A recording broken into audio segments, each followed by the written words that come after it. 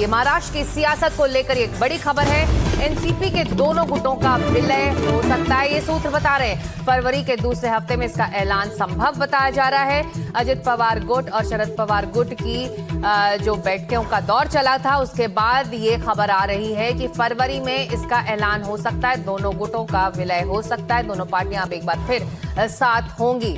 और जिस तरह से खबरें आ रही थी अजित पवार के निधन के बाद कि वो आखिरी लम्हों तक जा रहे थे कि दोनों गुट एक साथ आए, और इसको लेकर उन्होंने कई दौर की बैठकें शरद पवार गुट के साथ की थी। और अब हमारे सूत्र बता रहे हैं कि फरवरी के दूसरे हफ्ते में यह ऐलान संभव हो सकता है। तो ये बड़ी खबर है।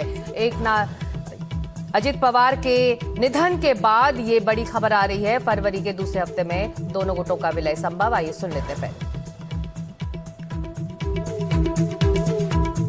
देखिए, मर्जर की बातें तो कई दिन से चल रही थी और 3-4 महीने में इसकी बातें अजय दादा और सभी नेताओं के साथ हुई भी थी और उसमें करीब करीब ये तय हो गया कि मर्जर करना है।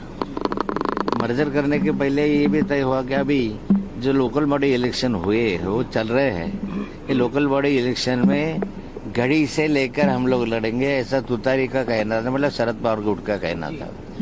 दोनों का मिला ऐसा है कि घड़ी पे लड़ो। अभी जब एक साथ आना ही है तो घड़ी पे इलेक्शन लड़ो। तो अभी जो इलेक्शन हो रहा है तो सब अजित दादा पवार का जो घड़ी चिन्ह है उस पर लड़ रहे हैं और बाकी जो है तुतारी तो बंद हो गई है। ऐसा भी हुआ था, शायद ऐसी चर्चा भी कि ये लोकल बॉडी इलेक्शन होने के बाद मर्जर की घोषणा हो जाए, पर अभी इतना ये होने के बाद अब क्या होता है पता नहीं है। सर, क्या लगभग मर्जर का डिसीजन हो चुका था, अजित दादा के सामने ही हो चुका था। हम विटनेस है उसके, लास्ट मीटिंग्स भी हो चुकी थी।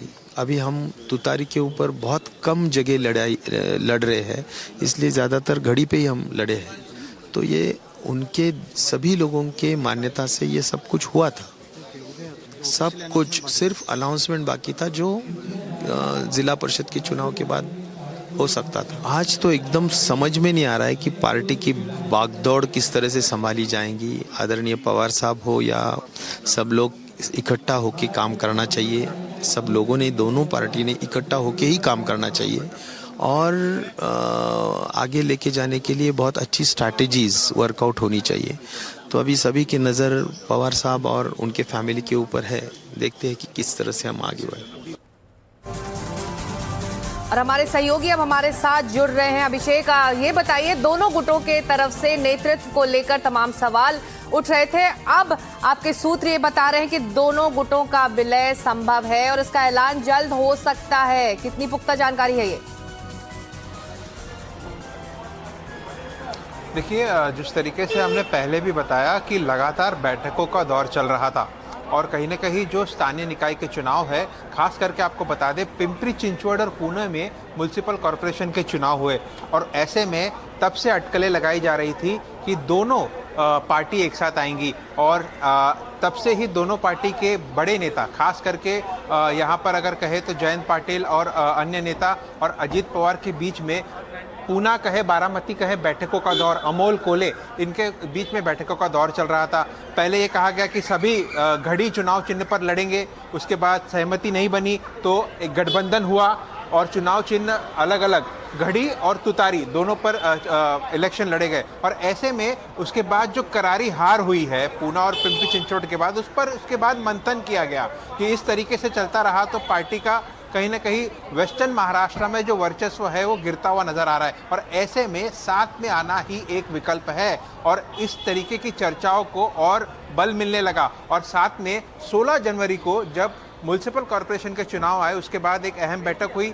जयंत पाटिल के घर पर खुद अजित पवार गए थे और दूसरे दिन 17 जनवरी को शरद पवार के घर गोविंद बाग बारामती में अजित पवार के साथ शरद पवार की और जयंत पाटिल की बैठक हुई और साफ तौर पे ये डिसाइड किया गया कि जिला परिषद के चुनाव है वो हो जाने दिए, उसके बाद हम इसका औपचारिक ऐलान करेंगे जी। चाहे वो बड़े नेता हो शरद पवार गुट के या अजित पवार गुट के, सभी ये दावे को कहीं ना कहीं मान भी रहे हैं और बता भी रहे हैं। जो शामिल थे वो भी कह रहे हैं कि इस तरीके की चर्चा थी और अभी इसका just ऐलान आप कुछ ही कह रहे देर हैं पहले- कि फरवरी के पहले या दूसरे हफ्ते में औपचारिक तौर पर कर दिया जाएगा। तो महाराष्ट्र की सियासत को लेकर लगातार बड़ी खबर आ रही है। एनसीपी के दोनों गुटों का विलय संभव है, इसको लेकर प्रतिक्रियाएं भी आ रही है। कुछ और राजनीतिक प्रतिक्रियाएं ऐसे सुन लेते हैं।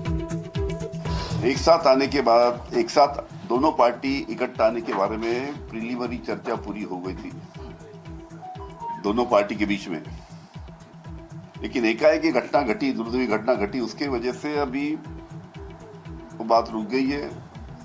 और अभी सब पूरा परिवार जब इकट्ठा बैठेगा तो उसके बारे में चर्चा करके निर्णय लेगा। सबके दिल में ये है कि जो माननीय अजीत दादा की दिल की इच्छा थी, दिली इच्छा थी कि दोनों पार्टी इकट्ठा होना चाहिए, तो उनकी अंतिम इच्छा पूरी होना चाहिए, ऐसा हमें लगता है।